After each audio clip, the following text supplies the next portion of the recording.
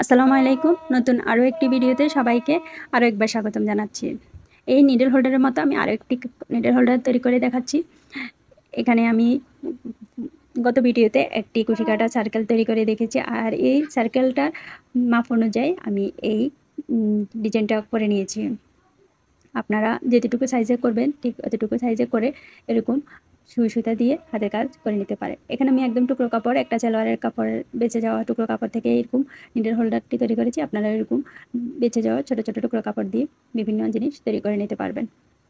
এখন আমি এই কাজটার মাপ থেকে একটু বাড়তি কাপড় রেখে কাপড়টিকে কেটে নিয়েছি। আর যে সার্কেলটা, এটা পেছন সাইডটা সামনের দিকে দিয়ে, আর এই কাপড়ের উপরের সাইডটা উপরে দিয়ে দিয়ে আমি একটি সুই সুতা দিয়ে এই দিকটা সেলাই করে দেব।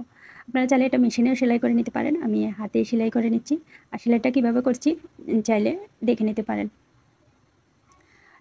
আমি কাপড়ের বাড়তি অংশ, অনেকখানি বাড়তি অংশ রেখেছি, যাতে কাপড়টাকে ভিতরের দিকে দিয়ে এভাবে ফোল্ড করে ভিতরের দিকে দিয়ে আমরা সুই সুতা দিয়ে এটাকে জয়েন করে নেব। পুরোটা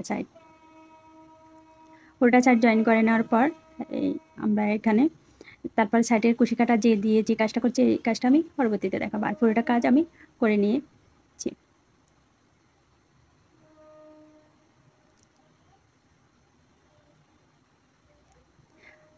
পুরোটা কাজ দেখুন করে নিয়েছি, আর একটু ফাঁকা জায়গা রেখেছি। আর এখানে আমি এখানে ফাইবার রাখছি দিচ্ছি, যে আপনারা চাইলে এখানে কটন বা রুই এগুলো ব্যবহার করতে পারবেন।